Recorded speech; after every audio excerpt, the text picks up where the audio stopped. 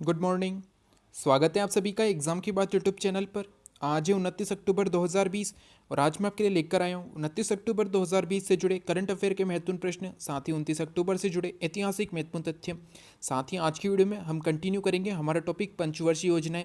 साथ ही आज की वीडियो के अंत में आप सभी के लिए एक छोटा सा टेस्ट है जिसमें कुल 4 प्रश्न होंगे। आप सभी को इन चारों प्रश्नों के उत्तर कमेंट बॉक्स में देने हैं। चारों क्वेश्चन बहुत ही इंपॉर्टेंट है, तो आप सभी इन चारों प्रश्नों के उत्तर कमेंट बॉक्स में ज़रूर दीजिएगा। तो चलिए शुरू करते हैं। सबसे पहले कल की वीडियो का सवाल। कल की वीडियो के अंत में आपसे एक सवाल पूछा गया था कि भारत सरकार द्वारा किस देश के रक्षा मंत्री मार्क एस्पर को गॉर्ड ऑफ ऑनर से सम्मानित किया गया है। ठीक है दोस्तों, तो इंपॉर्टेंट क्वेश्चन और आपको याद रखना है कि हाल ही में अमेरिका के रक्षा मंत्री मार्क एस्पर भारत आए थे और इन्हें भारत सरकार द्वारा गॉर्ड ऑफ ऑनर से सम्मानित किया गया है। इंपॉर्टेंट क्वेश्चन आने वाले एग्जाम के लिए, और आपको याद रखना है कि मार्क एस्पर जो कि अमेरिका के रक्षा मंत्री हैं, इन्हें गॉर्ड ऑफ ऑनर से सम्मानित किया गया है। साथ ही बात करें तो भारत के रक्षा मंत्री कौन है, तो वर्तमान में भारत के रक्षा मंत्री हैं राजनाथ सिंह। तो आपको ये भी इंपॉर्टेंट फैक्ट याद रखना है। अब बात करें कल के टेस्ट की, तो कल के टेस्ट का पहला प्रश्न था आत्मीय सभा के संस्थापक कौन थे। तो आत्मीय सभा के संस्थापक थे राजा राम मोहन राय जी। राजा राम मोहन राय जी ने सन 1815 में आत्मीय सभा की स्थापना की थी और बाद में इसी का नाम बदलकर 1828 में ब्रह्म समाज रखा गया था। तो आपको याद रखना है कि आत्मीय सभा की स्थापना 1815 में राजा राम मोहन राय जी ने की थी, जिसका नाम बदलकर 1828 में उन्होंने ब्रह्म समाज की स्थापना की थी। क्वेश्चन ये भी आ जाता है कि ब्रह्म समाज की स्थापना कब हुई थी, तो 1828 में हुई थी। और किन के द्वारा की गई थी, तो राजा राम मोहन राय जी के द्वारा की गई थी, जिन्होंने 1815 में आत्मीय सभा की स्थापना की थी। तो आपको ये इंपॉर्टेंट फैक्ट भी याद रखने हैं। क्वेश्चन नंबर 2 था वायुमंडल की सबसे निचली परत कौन सी है। तो जैसा कि आप जानते हैं कि पृथ्वी के चारों ओर वायुमंडल पाया जाता है और इस वायुमंडल में कुल 5 परतें हैं। ठीक है दोस्तों, इस वायुमंडल में कुल 5 परतें हैं, जिसमें सबसे पहली है और पृथ्वी के सबसे निकट है शोभ मंडल, जिसे इंग्लिश में कहा जाता है ट्रोपोस्फियर। ठीक है दोस्तों, उसके बाद आती है यानी कि शोभ मंडल से ऊपर होती है समताप मंडल, जिसे कहा जाता है स्ट्रेटोस्फियर। ठीक है दोस्तों, और इसी समताप मंडल में यानी कि स्ट्रेटोस्फियर में ओजोन परत पाई जाती है। ठीक है दोस्तों, आपको याद रखना है, क्वेश्चन एग्जाम में आया हुआ है कि ओजोन परत, जो ओजोन मंडल है, ये किस परत में पाया जाता है, तो ये समताप मंडल में पाया जाता है, जो समताप परत है, और ये पृथ्वी से दूसरे नंबर की परत है। सबसे पास में है शोभ मंडल, फिर है समताप मंडल, उसके बाद आती है मध्य मंडल। ठीक है दोस्तों, जिसे इंग्लिश में कहा जाता है मेसोस्फियर। उसके पश्चात आती है ताप मंडल या आयन मंडल, जिसको आयोनोस्फियर भी कहा जाता है। ठीक है दोस्तों, और सबसे अंत में आती है और सबसे बाहरी परत है बहिर्मंडल, जिसे कहा जाता है एक्सोस्फियर। तो आपको यहाँ पे सबसे इंपॉर्टेंट याद रखना है कि वायुमंडल की कितनी परतें हैं, तो वायुमंडल की कुल 5 परतें होती है, जिसमें सबसे पास में है शोभ मंडल पृथ्वी के और सबसे बाहर है बहिर्मंडल। तो आपको ये सभी इंपॉर्टेंट फैक्ट भी याद रखने हैं। क्वेश्चन नंबर 3 था पहला संविधान संशोधन किस वर्ष हुआ था। तो जैसा कि आप जानते हैं कि भारत में 26 जनवरी 1950 को संविधान को अपनाया गया था और इसमें पहला जो संशोधन हुआ था वो हुआ था 1951 में। तो ये इंपॉर्टेंट क्वेश्चन है और बहुत बार एग्जाम में आया हुआ है कि पहला संविधान संशोधन किस वर्ष हुआ था, तो 1951 में हुआ था पहला संविधान संशोधन, जिसके अंतर्गत जो 9वीं अनुसूची थी उसे शामिल किया गया था। जैसा कि आप जानते हैं कि जब संविधान बनकर तैयार हुआ था तो इसमें 395 अनुच्छेद थे। ठीक है दोस्तों, 8 अनुसूचियाँ थी और 22 भाग थे।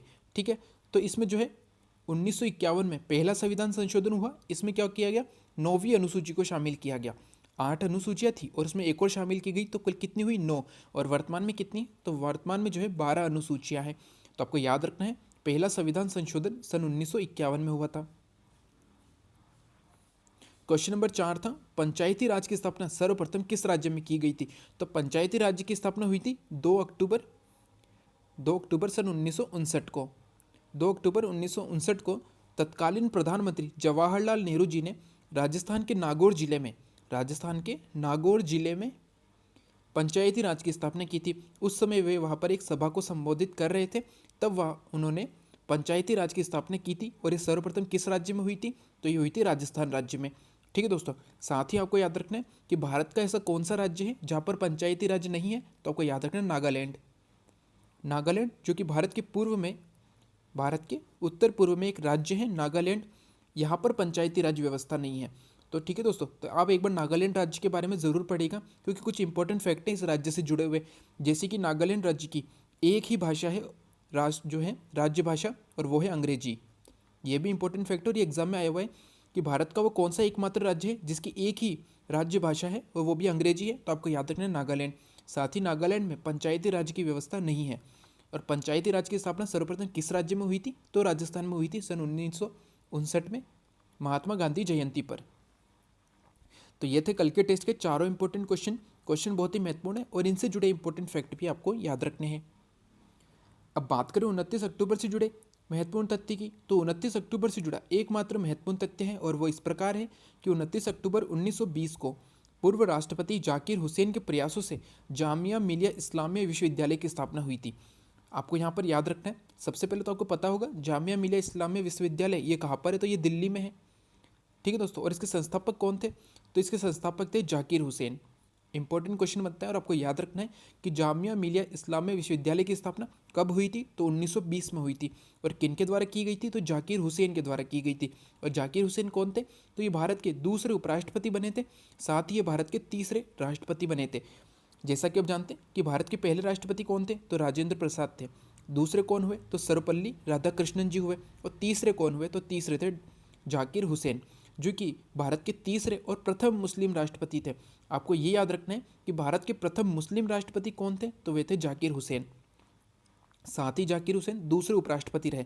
तो जैसा कि आप जानते हैं कि हमारे दूसरे जो राष्ट्रपति बने थे वो थे डॉक्टर सर्वपल्ली राधाकृष्णन, और वो कौन थे? तो वो पहले उपराष्ट्रपति थे। और जो तीसरे राष्ट्रपति बने वो दूसरे उपराष्ट्रपति थे। ठीक है दोस्तों, तो आपको ये याद रखना है इंपॉर्टेंट फैक्ट। तो आप 29 अक्टूबर से जुड़े ये इंपॉर्टेंट फैक्ट याद रखिएगा। यहाँ पर आपको सबसे इंपॉर्टेंट क्या याद रखना है? पहला तो ये कि जामिया मिलिया इस्लामिया विश्वविद्यालय की स्थापना कब हुई थी? 1920 में हुई थी। किनके द्वारा की गई थी? तो जाकिर हुसैन के द्वारा की गई थी। जाकिर हुसैन कौन थे? तो ये भारत के दूसरे उपराष्ट्रपति रहे थे और भारत के तीसरे राष्ट्रपति बने थे। इनका कार्यकाल था 1967 से लेकर 69। ये 2 वर्षों तक भारत के राष्ट्रपति थे। 1969 में इनकी मृत्यु हो गई थी और ये मृत्यु तक भारत के राष्ट्रपति बने रहे थे। ठीक है दोस्तों, तो ये इंपॉर्टेंट फैक्टर आपको याद रखना है कि प्रथम मुस्लिम राष्ट्रपति कौन थे भारत के? तो जाकिर हुसैन। चलते हैं हमारे पहले प्रश्न पर। आज का हमारा पहला प्रश्न है, अंतर्राष्ट्रीय इंटरनेट दिवस कब मनाया जाता है? तो प्रत्येक वर्ष अंतर्राष्ट्रीय स्तर पर अंतर्राष्ट्रीय इंटरनेट दिवस मनाया जाता है 29 अक्टूबर को। तो इंपॉर्टेंट क्वेश्चन है और आपको याद रखना है कि अंतर्राष्ट्रीय इंटरनेट दिवस 29 अक्टूबर को मनाया जाता है। क्वेश्चन नंबर 2 है, हाल ही में अंकी दास ने अपने पद से इस्तीफा दिया है, ये किससे जुड़ी हुई थी? तो आपको याद रखना है कि फेसबुक की हाल ही में फेसबुक की प्रमुख थी, भारत में फेसबुक की प्रमुख थी अंकी दास, और इन्होंने अपने पद से इस्तीफा दिया है। तो आपको याद रखना है कि फेसबुक की भारत में प्रमुख अंकी दास ने अपने पद से इस्तीफा दिया है। ठीक है दोस्तों, तो इंपॉर्टेंट क्वेश्चन है आने वाले एग्जाम के लिए। और आपको याद रखना है कि अंकी दास अभी तक भारत में जो है फेसबुक की प्रमुख थी और अब इन्होंने अपने पद से इस्तीफा दे दिया है। क्वेश्चन नंबर 3 है और इंपॉर्टेंट क्वेश्चन है कि हाल ही में कौन सा हवाई अड्डा ई बोर्डिंग सुविधा देने वाला देश का पहला हवाई अड्डा बना है? तो आपको याद रखना है कि भारत में राजीव गांधी अंतर्राष्ट्रीय हवाई अड्डा, राजीव गांधी अंतर्राष्ट्रीय हवाई अड्डा ये है कहाँ पर? तो यह है हैदराबाद में। ठीक है दोस्तों, हैदराबाद में है अंतर्राष्ट्रीय राजीव गांधी अंतर्राष्ट्रीय हवाई अड्डा, और ये देश का पहला हवाई अड्डा बना है जिसने ई बोर्डिंग सुविधा शुरू की है। तो इंपॉर्टेंट क्वेश्चन और आपको याद रखना है कि भारत का पहला अंतर्राष्ट्रीय हवाई अड्डा है राजीव गांधी अंतर्राष्ट्रीय हवाई अड्डा जिसने ई बोर्डिंग सुविधा शुरू की है, और ये कहाँ पर है? तो ये हैदराबाद में है। जैसे कि इंदिरा गांधी अंतर्राष्ट्रीय हवाई अड्डा ये दिल्ली में है, छत्रपति शिवाजी अंतर्राष्ट्रीय हवाई अड्डा ये मुंबई में है, राजीव गांधी अंतर्राष्ट्रीय हवाई अड्डा ये हैदराबाद में है, और सवाई मानसिंह अंतर्राष्ट्रीय हवाई अड्डा ये जयपुर में है। ठीक है दोस्तों, तो आपको ये भी इंपॉर्टेंट फैक्ट याद रखिए इनके शहरों से जुड़े हुए कि किस शहर में कौन सा हवाई अड्डा है। साथ ही हमने पढ़ा था कि इंदिरा गांधी अंतर्राष्ट्रीय हवाई अड्डा को अभी दूसरा रैंक प्राप्त हुई है कोरोना समय में भी अच्छी सुविधाएं देने के लिए। ये क्वेश्चन हमने कुछ दिनों पहले पढ़ा था कि कोरोना महामारी के समय भी यात्रियों को अच्छी सुविधाएं देने के लिए इंदिरा गांधी अंतर्राष्ट्रीय हवाई अड्डे को विश्व में दूसरा स्थान प्राप्त हुआ है। और पहला स्थान किसे प्राप्त हुआ? तो पहले स्थान प्राप्त हुआ था सिंगापुर के चांगी हवाई अड्डे को। तो ये इंपॉर्टेंट क्वेश्चन है, हमने कुछ दिनों पहले पढ़ा था। ठीक है दोस्तों, और आज के क्वेश्चन में आपको याद रखना है कि राजीव गांधी अंतर्राष्ट्रीय हवाई अड्डा देश का पहला हवाई अड्डा बना है जिसने ई बोर्डिंग सुविधा शुरू की है। क्वेश्चन नंबर 4 है, हाल ही में किस अंतरिक्ष एजेंसी ने चंद्रमा पर पानी की खोज की है? ठीक है दोस्तों, तो हाल ही में नासा ये अमेरिका की अंतरिक्ष एजेंसी है, अमेरिका की है अंतरिक्ष एजेंसी नासा, और इसी ने चंद्रमा पर पानी की खोज की है। इसने बताया है कि चंद्रमा की जो परत है तो जब सूर्य की किरणें इस पर पड़ती है यानी कि चंद्रमा के उस भाग पर जहाँ पर सूर्य की किरणें पड़ती है वहाँ पर पानी पाया जाता है। तो ये खोज की है किसने की है? तो नासा ने की है। नासा अमेरिका की जो है अंतरिक्ष एजेंसी है। जैसे कि इसरो भारत की है, नासा जो है ये अमेरिका की है, CNSA ये चीन की है, ठीक है दोस्तों, और जाक्सा जो है ये जापान की है। तो आपको इनके नाम भी याद रखने हैं, ये क्वेश्चन एग्जाम में आ जाते हैं कि जैसे कि जाक्सा जो है किस देश की अंतरिक्ष एजेंसी है? तो ये जापान की है। CNSA है ये चीन की है, नासा अमेरिका की है, और इसरो तो आपको पता ही है ये भारत की है। और इसरो की स्थापना कब हुई थी? तो इसरो की स्थापना हुई थी 1969 में। आपको ये भी इंपॉर्टेंट फैक्ट याद रखना है। अब बात करें नासा की स्थापना कब हुई थी? तो नासा की स्थापना हुई थी 1958 में, और इसका मुख्यालय है वॉशिंगटन में। ठीक है दोस्तों, तो आपको कैसे याद रखना है? जैसे कि भारत में DRDO की स्थापना कब हुई थी? DRDO की स्थापना हुई थी 1958 में। वैसे ही अमेरिका में नासा की स्थापना हुई थी 1958 में। तो आप ये दोनों को एक साथ याद रख सकते हैं। नासा और DRDO की स्थापना जो है 1958 में हुई थी। DRDO का मुख्यालय है भारत की राजधानी में, और नासा का मुख्यालय है अमेरिका की राजधानी में। ठीक है दोस्तों, तो ये आप इसे ईजिली याद रख सकते हैं। चलते हैं अगले प्रश्न पर। आज का हमारा अगला प्रश्न है, केंद्र सरकार ने जम्मू कश्मीर और किस केंद्र शासित प्रदेश में बाहरी लोगों को जमीन खरीदने की मंजूरी प्रदान की है? तो हाल ही में केंद्र सरकार ने जम्मू कश्मीर और लद्दाख इन दोनों केंद्र शासित प्रदेशों में बाहरी लोगों को जमीन खरीदने और व्यवसाय करने की मंजूरी दे दी है। तो ये इंपॉर्टेंट क्वेश्चन आपको याद रखना है कि जम्मू कश्मीर और लद्दाख इन दोनों केंद्र शासित प्रदेशों में बाहरी लोगों को जमीन खरीदने की मंजूरी प्रदान की गई है। तो जैसा कि आप जानते हैं कि जम्मू कश्मीर और लद्दाख ये दोनों केंद्र शासित प्रदेश है वर्तमान में, लेकिन ये पहले जम्मू कश्मीर राज्य का हिस्सा थे। यानी कि जम्मू कश्मीर और लद्दाख जो है ये जम्मू कश्मीर राज्य के हिस्सा थे, और यहाँ पर बाहरी लोगों को ज़मीन खरीदने की मंजूरी प्रदान नहीं की गई थी तब। ठीक है दोस्तों, क्योंकि तब यहाँ पर 370 लागू थी, लेकिन 370 को हटाया गया था, और उसके पश्चात जम्मू कश्मीर और लद्दाख को केंद्र शासित प्रदेश बनाया गया है, और अब यहाँ पर बाहरी लोग ज़मीन खरीद सकते हैं। ठीक है दोस्तों, तो ये इंपॉर्टेंट है क्वेश्चन है और आपको याद रखना है।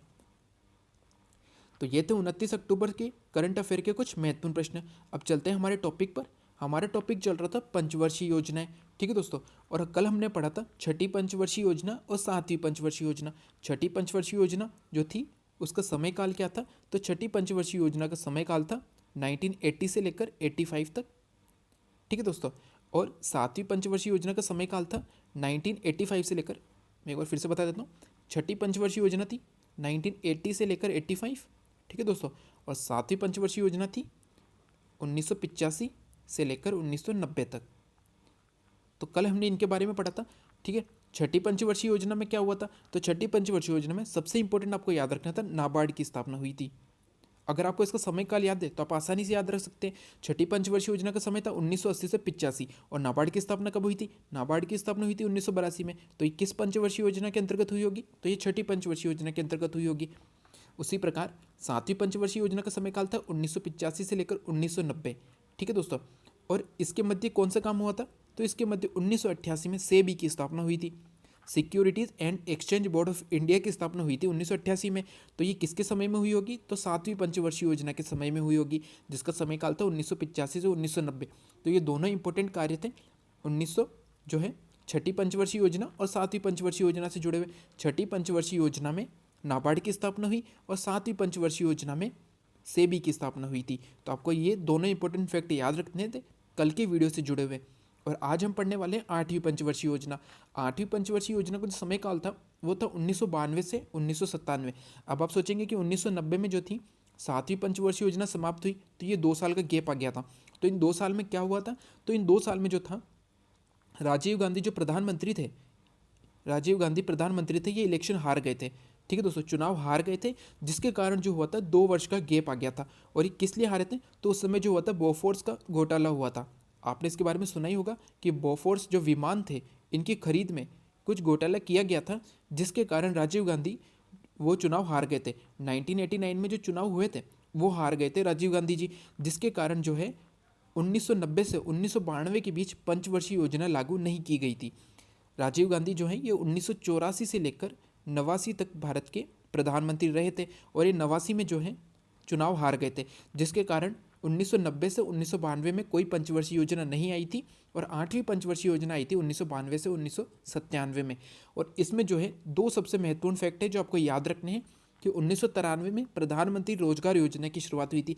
ये क्वेश्चन मैंने आपको थोड़े दिन पहले पूछा था इंपॉर्टेंट क्वेश्चन में कि प्रधानमंत्री रोजगार योजना की शुरुआत किस वर्ष हुई थी, तो 1993 में हुई थी। और दूसरा इंपॉर्टेंट फैक्ट आपको याद रखना है कि भारत विश्व व्यापार संगठन का सदस्य बना था 1 जनवरी 1995 को।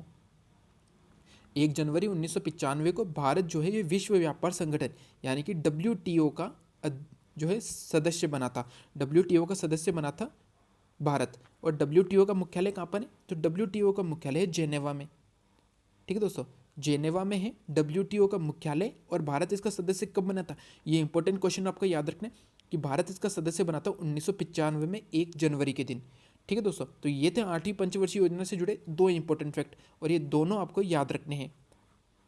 उसके बाद आई थी 9वीं पंचवर्षीय योजना, 10वीं, 11वीं और 12वीं। तो इनमें जो है कुछ खास ध्यान नहीं दिया गया था किसी भी और। ठीक है दोस्तों, इनका एक ही जो था वो रहा था कि रोजगार देना है, शिक्षा और ये सब रहा था। तो इसमें कुछ महत्वपूर्ण कार्य नहीं हुए थे 9वीं, 10वीं, 11वीं और 12वीं में। फिर भी आपको इनका समय काल याद रखना है।